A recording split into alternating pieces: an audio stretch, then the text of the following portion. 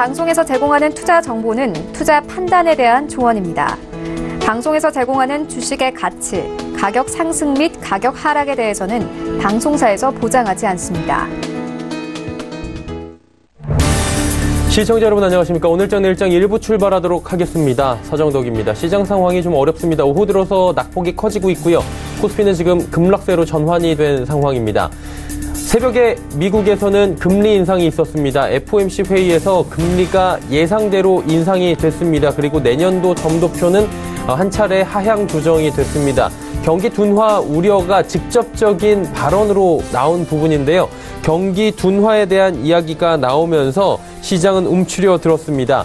미국 시장 급락세로 전환을 해서 급락 마감을 했고요. 우리 시장 역시 장 초반부터 밀리기 시작했습니다.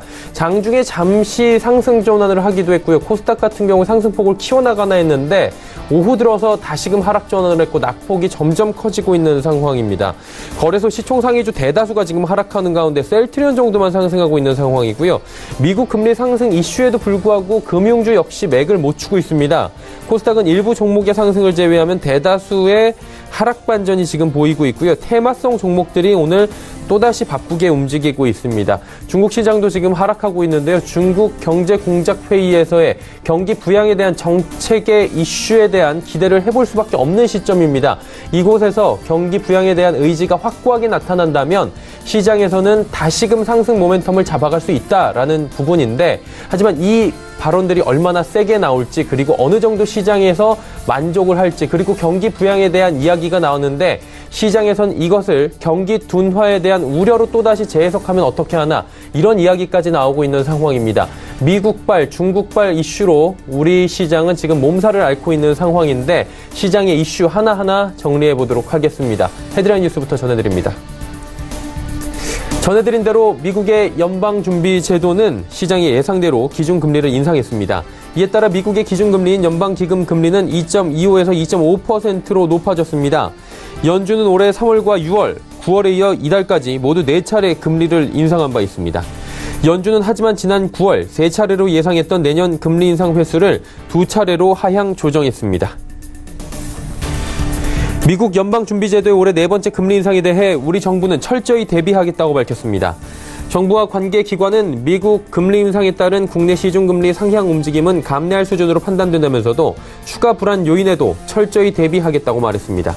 이어 미국이 내년 기준금리 인상 횟수를 하향 조정한 것은 미국 경제 성장세 둔화를 의미해 주의를 기울여야 한다고 설명했습니다.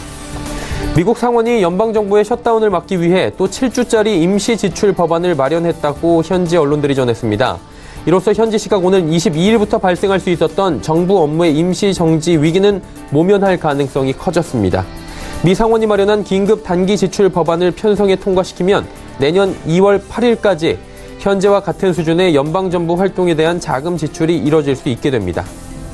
내년부터 인터넷이나 모바일 뱅킹 등 이른바 비대면 방식을 통해서도 금리 인하를 신청할 수 있게 됩니다.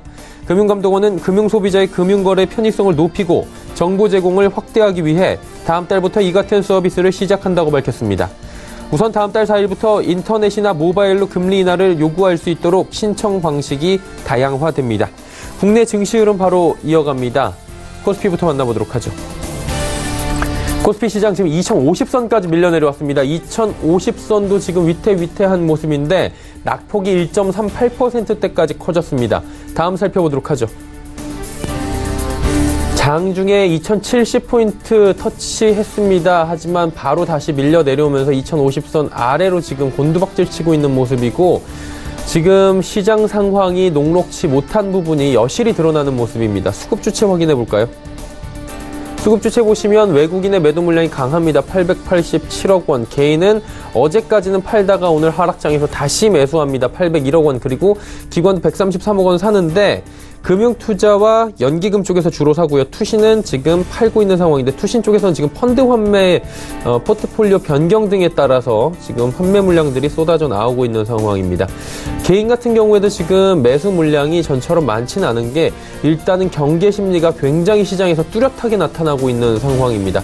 다음 살펴보도록 하죠. 시총 상위주들 역시 어렵습니다. 삼성전자 38,550원 전저점까지 다시 내려왔고 SK하이닉스 6만 원 무너졌습니다. 현대차는 견조하게 그래도 버텨줍니다. 최근에 현대차 흐름이 좋고요. 셀트리온 22만 원대 지지 확실하게 또 해주는 모습 보여집니다. 다음 살펴볼까요? LG화학, 삼성바이오로직스 급락입니다. 그리고 SK텔레콤 경기방어주의 성격을 갖긴 하는데 오늘은 시장에서 밀립니다. 포스코 3%가 넘게 밀리고요. 한전 0.15% 그래도 체면치를 합니다. 올라가고 있는 모습이고요. 11위부터 15위 종목들 살펴보도록 하죠. 네이버도 하락합니다. 그리고 삼성물산, 신한지주, 현대모비스까지 빠지는데 KB금융은 그래도 조금 버텨줍니다. 1%대의 상승. 사실 미국 금리 인상에 따라서 국내 금리 인상 기조도 뚜렷해질 것이고 금융주들은 수혜를 받을 것이다. 보험주들은 수혜를 받을 것이 확실시되지만 지금 시장 상황의 변동성도 강하고 녹록지 못하기 때문에 지금 어려운 상황입니다. 다음 살펴보도록 하죠. 코스닥 시장입니다. 코스닥 역시 현재 낙폭이 1%대까지 커졌는데 시장의 변동성 지수도 지금 5%가 넘게 급등하고 있는 상황이고 어렵습니다. 코스닥 오늘 상승 전환하기도 했었는데 하루 흐름 잠깐 짚어보도록 하죠. 코스닥 같은 경우에도 장 초반에 하락 출발했다가 677포인트대까지 지금 상승 전환을 하기도 했습니다. 그리고 중국장 열릴 때까지도 괜찮았는데 이후에 조금씩 내려오다가 1시경부터 지금 급락세로 전환이 된 상황입니다. 수급 주체 만나보도록 하죠. 개인만 삽니다. 262억 원, 많이도 안 삽니다. 262억 원 개인만 매수, 기관, 외국인 동반 매도하고 있는 모습 확인이 됩니다. 다음 살펴보도록 하죠. 시총 상위주들입니다. 시총 상위주들 보시면 셀트리온자 들어가면 그나마 오늘 좀 버텨줍니다. 바이로메드 어제 다른 종목들 급등할 때 상승폭이 좀 적었는데 오늘은 상승폭을 키워갑니다. 하지만 장중 상승폭 많이 지금 되돌린 상황이고요. 신라젠, 포스코캠텍 하락하는 가운데 CJ-ENM 역시 오늘 다시 하락 반전하는 모습, 21만 원 아래로 내려가는 모습이 확인이 됩니다. 다음 살펴보도록 하죠. 6위 종목부터 10위 종목들인데 펄어비스 제외하면 모두 빠집니다. 지금 전체적으로 어려운 가운데 HLB도 상승해서 하락 전환했네요. 스튜디오 드래곤 역시 상승해서 하락 전환했고요. 다음 살펴볼까요? 셀트리온 제약은 버텨주는데 셀트리온 제약도 지금 상승폭 거의 반납하면서 하락 전환 직전입니다. 아난티 지금 단일 호가로 지금 매매가 되고 있는 상황이고요. 과열 종목입니다. 이상 급등 종목이고요. 지정이 됐습니다. 그럼에도 불구하고 오늘 상승과 하락을 번갈아 가면서 하면서 오늘도 어지럽게 움직입니다. 파라다이스 실적이 양호할 것이다라고 예상은 되지만 여전히 19,000원 회복이 안 되고 있고요.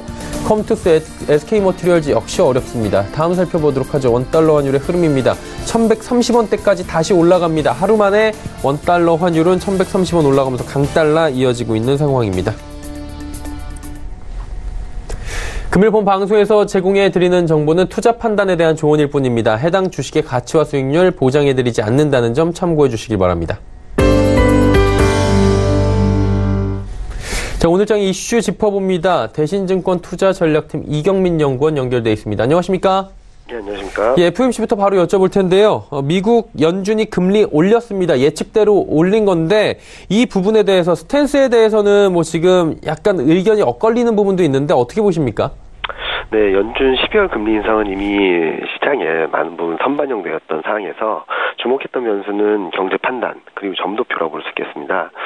연준은 2018년 GDP 성장률을 3.1에서 3%로 2019년 GDP 성장률을 2.5에서 2.3%로 모두 하향 조정했고요. 물가 지표도 2018년, 19년 각각 0.1%포인트씩 하향 조정했습니다. 경제 전망, 물가 전망 모두 하향 조정한 건데요. 이와 더불어서 점도표도 2019년 3번 금리 인상에서 2번 금리 인상으로 낮춰졌고, 중립금리, 그러니까 연준에서 생각하는 타겟 금리 또한 이전 3%에서 2.8%로 낮아지면서 경제 판단에 대한 전망도 좀 후퇴했고, 통화정책 차원에서도 어떤 변화, 그러니까 좀 비둘기파적인, 좀 완화적인 스탠스를 명확히 보여줬다라고 생각을 하고 있습니다. 성명서에서는 글로벌 경제에 대해서 지속적으로 모니터링 할 것이라는 문구를 추가하면서 경기 둔화에 좀 시장은 초점을 맞춘 것이 아닌가라는 생각을 하고 있습니다. 물론 비둘기파적이다 아니면 매파적이다, 시장 대비 시장이 기대했던 것보다 매파적이다라는 12월 FOMC 회의 결과 이후 주식시장은 급락을 했고 채권시장은 채권 가격은 상승을 했다는 점에 있어서 위험 자산에 대한 선호 심리가 후퇴하고 안전 자산에 대한 선호 심리가 강해졌다라고 볼 수 있겠습니다. 미국 증시가 어제 간밤에 그래프를 보니 장중에 지금 움직임이 괜찮았는데 FOMC 성명서 발표 이후에 급락하는 모습들을 보였는데 이유 조금만 더 듣고 싶고요. 향후의 전망들은 또 어떻게 될까요? 네, 연준의 스탠스 변화보다 경기 둔화, 그러니까 글로벌 경기 둔화, 미국 경기 둔화에 대한 우려가 시장에 크게 반영이 되었기 때문으로 생각을 하고 있습니다. 성장률 하향 조정과 더불어서 파월 연준 의장의 발언, 그냥 금융시장의 변동성과 성장 둔화가 경제의 새로운 도전 과제라는 발언을 한 이후 미국 증시는 하락 반전했고 낙폭을 키웠습니다. 이와 더불어서 2019년 경제가 전망보다도 안 좋을 수 있다는 언급을 하면서 증시 낙폭을 키우는 원인이 되었다고 생각을 하는데요. 글로벌 금융시장의 단기 충격은 불가피하다라고 생각을 하고 있습니다. 그러나 경기 우려에 상응하는 미국 금리 인상 속도 그리고 규율기가 조정되었다. 그러니까 금리 인상 기조가 좀 후퇴되었다는 점들은 명확히 나타났다라고 볼 수 있겠고요. 다시 말씀드리면 미국 통화 정책에 대한 안도감은 남아있다라고 볼 수 있겠습니다. 이와 더불어서 글로벌 증시의 하락 압력을 자극했던 불확실성 변수들이 하나둘씩 완화되고 있는데요. 미중 무역 협상은 진행 중이고 미국 행정부의 셧다운 이슈도 그리고 이탈리아 예산안 관련된 불확실성도 크게 후퇴하는 모습들을 보였습니다. 이와 더불어서 중국의 정책 동력, 그러니까 12월 중 경제공작회의에서 예정된 대규모 경기 부양, 재정 정책도 이런 최근 이 FOMC 회의를 계기로 커진 경기에 대한 우려감들을 좀 제어하지 않을까 하는 생각을 하고 있습니다. 이를 종합적으로 감안해서 본다면 단기적인 등락 과정은 불가피하겠지만 글로벌 증시, 특히 코스피나 신흥국 증시 추가적인 급락은 제한적인 가능성이 높지 않나라는 생각을 하고 있습니다. 그러면 이제 국내 시장 투자 전략 마지막으로 들어보고 싶은데 굉장히 지금 어려운 상황인 건 맞는 것 같습니다. 어떤 방향이 좀 맞을까요? 2019년 상반기 중 코스피 2300선 회복 가능하다라는 말씀들을 계속적으로 들어왔는데요. 이에 대한 전망은 유지합니다. 다만 정상화 속도가 좀 늦춰질 가능성은 염두에 둘 필요가 있다고 보고 있습니다. 예상보다 경기 둔화에 대한 경계 심리가 강하고 시장도 이에 대해 민감하게 반응을 하고 있기 때문인데요. 적극적인 경기 부양책 또는 경기 안정 대책들이 유입되기 전까지는 좀 강한 반등을 보이긴 좀 어렵다라고 생각합니다. 따라서 단기적으로는 오늘 지금 지지력 테스트를 하고 있는 2050선 지지력 확보 여부에 따라서 매매 강도를 좀 조절하실 필요가 있겠고요. 2050선을 안착하지 못한다면 단기 변동성을 활용한 비중 확대에 조금은 후퇴하실 필요가 있지 않나라는 생각을 하고 있습니다. 주목해야 될 업종으로는 가격도 싸고 그리고 수익성 개선세가 이어지고 있는 반도체, 화학, 증권 업종을 계속적으로 말씀을 드리고 있고요. 단기 트레이딩 업종으로는 2019년 턴어라운드 이익이 개선될 것으로 기대되는 디스플레이, 소프트웨어, 유통, 호텔 레저, 운송 업종을 말씀드리고 있습니다. 네. 시장에 대한 전략까지 간략하게 들어봤습니다. 오늘 말씀은 여기까지 듣겠습니다. 고맙습니다. 네, 감사합니다. 대신증권 투자전략팀의 이경민 연구원이었고요. 이슈 칼럼 이어갑니다.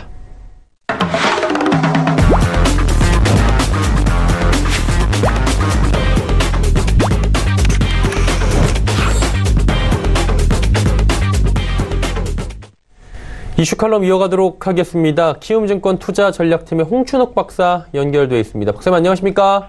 네, 안녕하세요. 예, FOMC 이후의 상황도 좀 자세히 좀 여쭤보면서 궁금증을 해결해 보도록 하겠습니다. 박사님, 어제 미국 증시 괜찮았던 걸로 저도 간밤에 계속 체크를 하고 있었는데 FOMC 성명서 발표 이후에 완전히 차트가 무너져서 내려오더라고요. 이 부분에 대해서 조금 이야기를 들어볼까요? 네, 일단 어제 미 연준은 지난 9월이랑 비슷합니다. 9월까지 보면 정책금리의 인상은 있더라도 그 정책금리 인상 이후에 보도문 내용이라든가 또 나가서 점도표라고 하죠. 그 이제 향후에 정책금리를 몇 %까지 인상한다, 인하한다, 뭐 이렇게 그 연준 멤버들의 의견들을 접어놓은 그게 이제 점도표가 되겠는데 이 점도표를 보면 내년에 그 정책금리 인상을 2회 정도로 예상을 하는, 다시 말씀드려서 그 이전에는 내년에 금리 3번 인상합니다라고 이야기했다면 이번에는 정책금리 2번 인상으로 바꿨으니까 어떻게 보면 이 발표 내용만 보면 시장의 기대를 충족해주는 수준의 이야기를 했다고 볼 수 있습니다. 그런데 이제 문제는 기자회견에서 본격적인 문제가 시작이 됐는데요. 이 기자회견 과정에서 파월 의장이 지난 10월 2일 그 미국의 공영방송인 PBS와의 인터뷰에서 중립금리까지 아직 많은 여유가 남아있다라는 표현을 하면서 금융시장을 폭락으로 몰아넣었을 때 같은 그런 비슷한 조의 이야기를 또 했습니다. 이 바로 뭐냐 하면 경제 성장률이 둔화되고 있다. 실제로 미 연준의 그 경제 전망 중간값을 보면 지난 9월에 전망했을 때는 내년 경제 성장률을 2.5%로 예상했던 걸 이번에 2.3으로 내리고요. 또 소비자 물가 상승률을 기존에는 2.1%로 근원 물가를 예상했다면 이번에는 2.0으로 내리는 등 물가 상승 압력들이 둔화되고 있다는 점에서 분명히 이 전망들이 이전에 비해서 명목 성장률이 탄력이 둔화되고 있다라고 그렇게 보여주었습니다. 그런데도 불구하고 금리를 인상하는, 다시 말해서 글로벌 경제 여건이 어렵고 내년에 지금 벌써 좋아지지 않는 데다가 내년에 탄력도 둔화되고 있어요 라면서 금리를 인상한 꼴이 되니까 결국 이건 뭘 의미하냐면 금융시장의 참가자들이 기다렸던 비둘기파적인 태도와 좀 달리 경제 성장률이 떨어지고 있는데도 불구하고 또는 물가 상승률이 둔화되고 있는데도 불구하고 금리를 올려야 되는 상황이에요 라고 이야기를 한 거나 다름없습니다.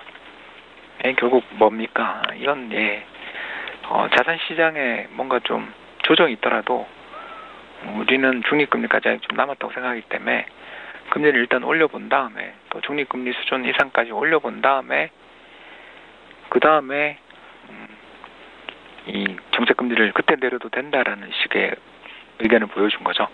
결국 금융시장의 참가자들 입장에서는 최근의 주가 폭락 사태 그리고 더 나가서 2년과 5년 금리의 어떤 역전 현상 뭐 이런 여러 가지 요인으로 인해서 연준이 어떻게 보면 좀 구원투수 역할을 해줄 것이다라는 그런 기대 속에 또 전날 유럽에서 이탈리아와 EU 연합 사이에 재정 지출에 대한 또 합의가 이루어졌다라는 아주 좋은 뉴스까지 있었는데 이걸 한 번에 걷어찬 연준 의장의 인터뷰 내용이었다고 볼 수 있겠고요. 아무튼 이번에서도 보는 것처럼 시장의 참가자들이 상당히 이 조치에 바로 그 순간부터 이제 고점 대비 한 3%가 빠지기 시작하던데 Q&A 때 시장이 그냥 얼어붙더군요. 그러니까 이게 결국 금융시장의 참가자들은 이렇게 금융이 어려워지면서 이게 심리를 꺾어놓고 최근에 벌써 건설 관련 심리 지표들이 나빠지고 있잖아요. 이런 것들을 생각해서 심리가 꺾이면 경기가 나빠질 수 있다. 따라서 경제의 심리, 경제활동 참가자들의 심리를 잡아줄 수 있는 그런 이야기를 연준이 해주길 바랬던 것 같은데 연준의 입장은 성장률도 높고 물가 상승률은 좀 탄력은 둔화되지만 아직도 목표 수준에 크게 안 떨어져 있다면 일단 언제가 적정금리인지는 모르지만 금리 충분히 올려놓은 다음에 그 뒤에 시장에 문제가 생기면 그때 경제 성장이 둔화되면 그때 해결해도 된다라는 어떻게 보면 시장 참가자 입장에서 보면 상당히 안이한 인식을 보여준 거죠. 그러다 보니까 어쩌다 금융시장의 입장에서는 구원투수 역할을 해줄 거라고 생각했었던 FOMC가 악몽을 주는 그런 날이 돼버렸다고 볼 수 있겠습니다. 일단 한마디로 지금 금리 인상 해놓고 한다고 했으니 해보고 그 다음에 만약에 지금 예상대로 둔화가 심화가 되면 그때 가서 생각하겠다고 이런 느낌으로 받아들여지는데 이게 문제가 장단기 금리가 지금 역전되느냐 마느냐 이 부분 때문에 경제 둔화 얘기가 지속적으로 박사님 나온 것 같은데요. 이거 장단기 금리 역전되는 거 아닙니까 이렇게 되면?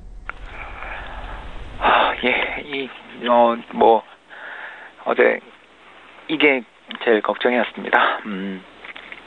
2년물 미국 국고금리는 2.65%까지 얼마 전에 2.8까지 올라갔다고 생각하면 2년물 금리가 떨어진 건 분명한 사실입니다만 어제는 0.6bp 오히려 상승했습니다. 정책금리가 동결될 수도 있지 않냐라는 그런 기대들이 시장에 있었던 것을 좀 반영했다고 볼 수 있겠고요.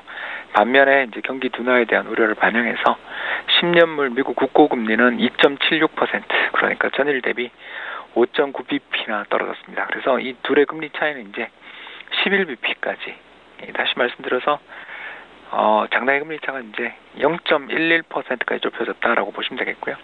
이거는 뭐 이제 2007년 이후에 가장 많이 좁혀진 상황이라고 말씀을 드릴 수가 있겠습니다. 결국 2년 만기 미국의 정책 금리가 이렇게 가파르게 상승한 것은 결국 FOMC가 매파적이다라는 판단을 시장 참가자들이 내린 거라고 볼 수 있고요. 이제 내년에 2번 금리 인상한다고 연준이 이야기했으니까 상반기 금리 인상 단행되면 장단기 금리 이제 역전의 가능성이 배제할 수 없는 상황입니다. 과거 장단기 금리 역전의 국면을 세 가지로 나눠볼 수 있는데 1국면은 장기 금리가 횡보하는 중에 단기 금리 상승. 대표적인 게 2015-16년에 이런 일들이 벌어졌다고 볼 수 있고요. 2국면은 장기 금리와 단기 금리가 동반 상승하는 것. 이게 이제 2017년, 18년 올해까지 2년간 벌어진 일이었습니다. 근데 이제 과거에 장단기 금리 역전은 어디서 시작되냐면 단기 금리는 빠지지 않고 또 오히려 상승하는 중에 장기 금리가 급락하면서 출현을 하는 거고요. 결국 어제 미국 10년물 장기 국채 금리가 2.76%까지 갔다라는 것은 시장 참가자들 또는 금융시장의 여러 참가자들이 지금은 경기가 좋지만 연준의 이와 같은 공격적인 좀 단호한 매파적인 그런 통화 정책으로 인해 먼 미래의 성장 탄력이 둔화된다면 결국 지금 장기 채권, 만기가 긴 채권을 사두는 게 이익이 되지 않냐라는 그런 판단을 내린 사람들이 상당히 많았다라고 볼 수 있겠죠. 그런 측면에서 보면 일단 금융시장 참가자들은 상국면이 곧 출현하는 거 아니냐. 다시 말해서 정책금리는 그냥 인상되거나 동결되는 가운데 장기금리가 급락하는 그런 국면이 출현하지 않을까 싶은 그런 공포를 느끼는 투자자들이 생겼다고 볼 수 있습니다. 그래서 장기금리 차가 아직 역전된 것은 아니나 미래에 대한 어떤 전망들 이런 것들에 대해서 좀 우려하시는 분들이 높아졌다고 볼 수 있겠습니다. 그러면 지금 내년 상반기에 장단기 금리 역전되는 거 아니냐 이런 얘기들 나왔는데 그 가능성이 더 높아졌다고 봐도 되는 겁니까, 박사님? 예, 사실 지금 높아진 거죠. 물론 이제 미 연준이 저는 올해와 내년에 연준 멤버들의 차이가 꽤 있다고 보는 쪽입니다. 이번에 새로 임명된 보우먼 인사라든가 그리고 내년에 연준 멤버들 중에서 이제 투표권이 없는 멤버들이 매파적인, 다시 말해서 금리를 좀 적극적으로 인상하자고 주장하시는 분들의 투표권들이 사라지는 분들이 두 분이나 계시기 때문에 지역 연은 총재 중에 스탠스들이 내년에는 좀 바뀌지 않겠냐라는 그런 희망은 여전히 갖고 있는 편이고요. 왜 이렇게 희망을 좀 가지고 있냐 하면 최근 들어서서 미국의 인플레이션 압력이 급격히 낮아지고 있기 때문입니다. 지난 3분기까지만 해도 개인 소비 지출, PCE라고 하죠. 개인 소비 지출 이 근원 디플레, 다시 말해서 에너지라든가 식료품 가격을 제외한 이른바 근원 물가, 핵심 물가 상승률이 연준의 목표 수준인 2%에 이제 바짝 근접을 했었죠. 1.97%까지 갔으니까요. 그런데 이제 10월에는 다시 1.8% 수준으로 급락했습니다. 결국 이렇게 물가 상승 압력이 그렇게 높아져 있지 않은 그런 상황에서 내년 상반기 또 연준 멤버들이 바뀌는 상황에서 적극적인 금리 인상이 단행되지는 않지 않겠냐. 그러면 일단 장단기 금리 차가 극도로 좁혀진 상태로 좀 불안한 시기들이 좀 이어지지 않을까. 저희들은 좀 그런 예상을 하고 있습니다. 여기에 지금 50불 밑으로 떨어진 국제유가 이 부분도 한몫하는 것 같은데 국제유가에 대한 원인도 굉장히 크겠죠, 박사님?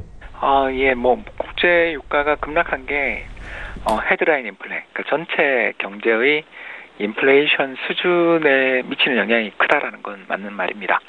다만 제가 방금 말씀드린 미국의 근원 인플레는 이게 에너지 가격이라든가 그리고 소비자 물가 상승률 이런 것들을 제외하고 본 것이 식료품 가격 상승률을 제외하고 본 것이기 때문에 꼭 직접적 연관은 없다고 볼 수 있고요. 최근 미국의 근원 인플레이션 압력이 둔화되는 가장 큰 이유는 경기 중립 물가의 탄력이 둔화되고 있기 때문입니다. 여기서 이제 경기 중립 물가랑 경기 민감 물가로 이렇게 한번 제가 구분해서 설명을 좀 드리고 싶은데요. 경기의 중립적인 물가라는 것은 이 실업률이라든가 성장률 같은 경제지표 변화랑 별로 연관이 없이 따로 움직이는 품목들을 집계한 게 경기 중립 물가입니다. 헬스케어 서비스라든가 운송비, 통신요금 이런 것들이 포함된다고 볼 수 있고요. 이게 전체 미국 근원 인플레의 한 60% 정도 차지합니다. 반면에 이제 경기 민감 물가는 실업률의 변화나 성장률의 변화에 예민하게 반응하는 물가들인데요. 대표적인 게 집세. 또 더 나가서 자동차 값이라든가 이런 내구재 가격 뭐 이런 것들이 여기에 포함된다고 볼 수 있습니다. 문제는 이제 최근에 이 미국 샌프란시스코 연운에서 이 지표를 개발해서 가공을 해서 보여주고 있는데 이 최근 미국의 경기 중립 물가가 상당히 지금 안정적인 급격히 떨어지기 시작한 것을 발견할 수가 있습니다. 왜 그런가 이렇게 살펴봤더니 지난해와 달리 올해 들어서서 특히 연말로 가면서 트럼프 행정부가 이 헬스케어 서비스 관련돼 있는 지출 상승률을 통제하는 쪽으로 정책 방향을 맞춰 나가면서 지난해 말 급등했었던 미국의 헬스케어 관련된 물가들이 갑자기 떨어지기 시작했다라는 것이고요. 이런 연유로 물론 미 연준은 이번에 FOMC 연방공개시장위원회에서 내년 근원 물가 상승률을 2%로 제시를 했습니다만 제가 보건대 이 내년 물가 상승률은 연준의 목표 수준을 상당 부분 하회할 가능성이 있다.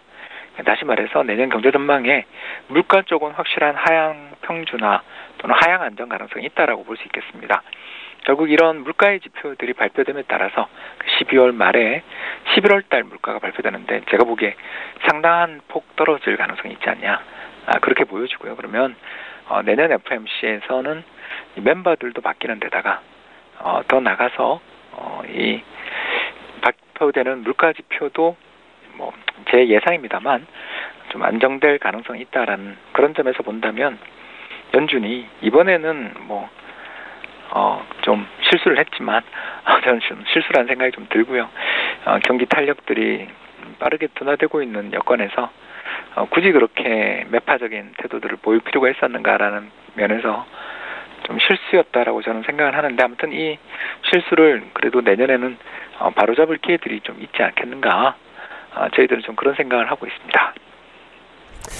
박사님 질문 하나만 좀 드려보고 싶은 게 많은 분들이 궁금해하시는 게 이제 연말이고 거래일수가 얼마 안 남았는데 사실 12월 초까지만 해도 산타랠리 얘기가 많이 나왔었어요. 근데 지금 기대감을 많이 접고 있는 상황이고 조금 전에 연준의 실수가 좀 패착이다라고 말씀을 하셨는데 기대감을 조금 접고 12월을 정리하는 게 맞을까요? 오늘 나와 있는 미 연준의 정책만 본다면 사실 가장 실망한 사람은 저라고 감히 말씀드릴 수가 있을 것 같은데요. 예, 미 연준이 또 한 번 2007년이었는데요. 그때도 이미 미국의 장단기 금리 차가 역전되고 있는데도 불구하고 금리를 인상하거나 또 동결하는 기간을 끌고 가면서 결국은 2008년에 그 불황을 만들었다고 저는 생각을 하는데 역시 연방은행의 관계자들은 금리 인상하는 걸 참 좋아한다. 다시 말해서 은행가들은 금리 인상을 하는 것을 굉장히 기뻐하며 금리를 인상한다라는 걸 또 한 번 느낀 거고요. 결국 저 같은 시장의 참가자들 입장에서는 결국 연준이 한 대 맞으면 금융시장에 이런 변동성들이 확대되고 실망감들 속에 또 지표를 보면서 다시 내년에는 정책적인 전환이 있지 않겠나 싶은데 연말에 산타랠리를 기대했던 투자자들 입장에서는 일단 어제 연준이 그 기대를 좀 꺾었다 이렇게 말씀을 드릴 수밖에 없을 것 같습니다. 네, FOMC 이후의 상황에 대해서 경제 지표부터 해서 물가 부분까지 하나하나 세세하게 짚어주셨습니다. 오늘 말씀은 여기까지 듣겠습니다. 고맙습니다. 네, 감사합니다. 키움증권 투자전략팀의 홍춘욱 박사와 이야기 나눠봤습니다.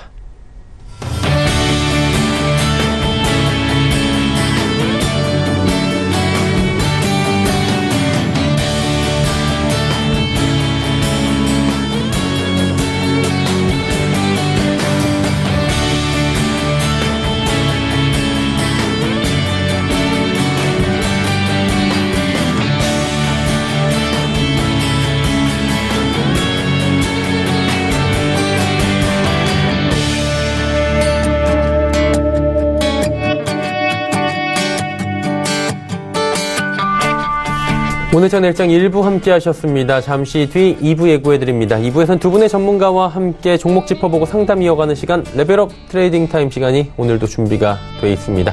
하락장이긴 한데요. 여러분의 종목 상담들 그리고 다양한 종목 이야기 준비가 돼 있으니까요. 2부도 함께 해주시길 바랍니다. 고맙습니다.